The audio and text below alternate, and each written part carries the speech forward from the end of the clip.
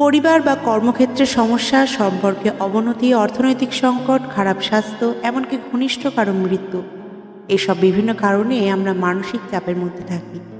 এই মানসিক চাপ বিভিন্ন ধরনের শারীরিক ঝুঁকির কারণ হতে পারে। তাই নিজেকে ভালো রাখতে চাপ কমানো খুবই জরুরি। মানসিক চাপ কমাতে হলে শুরুতে চাপ হওয়ার কারণগুলো জানতে হবে, এরপর সমস্যার গভীরে গিয়ে সমাধান করতে হবে।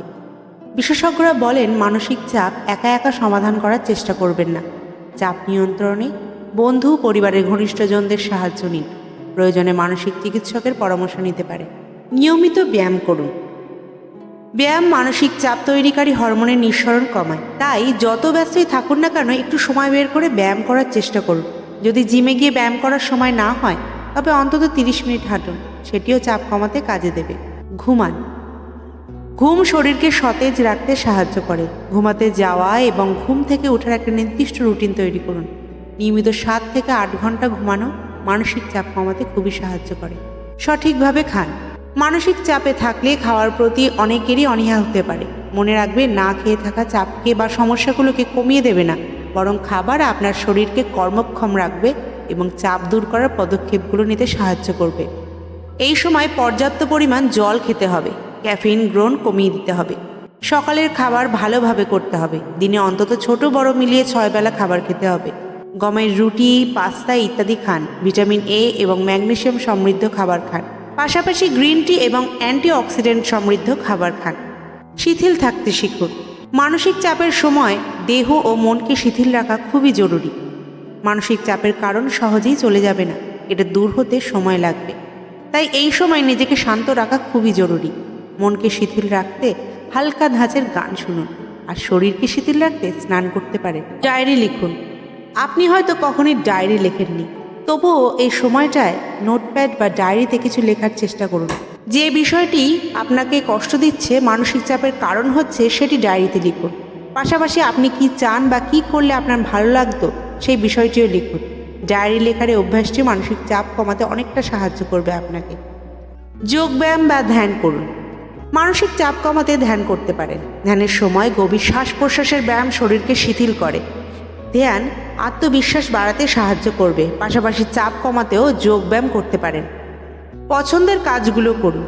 হয়তো ছোটবেলায় গান শিখতেন বা ছবি আঁকতেন আপনি। বড় হওয়ার পর কাজের চাপে বা সংসারের বিভিন্ন ঝক্কি ঝামেলায় এগুলো করা হয়ে ওঠে না আর। মানসিক চাপের সময় এই পছন্দের কাজগুলো আবার শুরু করুন এবং কাজগুলোর মধ্যে নিজেকে সময় দিন। নেতিবাচক চিন্তা এড়িয়ে চলুন।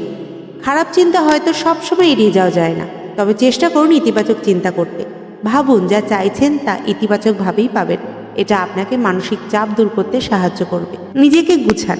জীবনের লক্ষ্য নির্ধারণ করুন এবং সেই অনুযায়ী নিজেকে গোছান। জীবনযাপনকে একটি রুটিনের ভিতরে নিয়ে আসুন। খাওয়া, ঘুমানো, কাজ এবং নিজের পছন্দের কাজ, সব কিছুর জন্য একটা সময় নির্ধারণ করুন। সব পরিবর্তন হয় না। হয়তো কিছু কাছের কারোর মৃত্যু আপনাকে ভঙ্গুর করে দিয়েছে, বা কোনো ঘটনা আপনাকে এতটা আহত করেছে যে এর চাপ বহন করা কষ্টের হয়ে যাচ্ছে। আচ্ছা ভাবুন, অতীতকে কি ফিরিয়ে আনা সম্ভব বা ঠিক করা সম্ভব? যদি উত্তর না হয়, তবে এটি নিয়ে ভাবনা বন্ধ করে দিন। কেননা সব কিছু পরিবর্তন করা সম্ভব না, আর সব কিছু আমাদের হাতেও থাকে না। কাছের বন্ধুর সাথে কথা বলুন।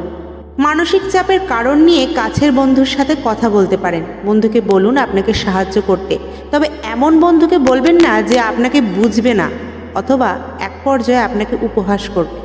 নিজের সাথে কথা বলুন। সর্বোপরি নিজের সাথে কথা বলুন। কোন বিষয়গুলো আপনাকে মানসিক চাপে ফেলছে, কি করলে চাপ কম হবে, বর্তমানে কি অবস্থা, এর পরিপ্রেক্ষিতে আপনি কি করতে পারেন, এইগুলো নিয়ে একটু ভাবুন। চাপ দূর করতে কি করা প্রয়োজন, এর জন্য একটি তালিকা তৈরি করুন। আপনার চাহিদা অনুসারে তালিকাটি সাজান এবং সেই তালিকা অনুসারে পদক্ষেপ গ্রহণ করুন। এই পদক্ষেপগুলোর চর্চা মানসিক চাপ দূর করতে খুবই সাহায্য করবে।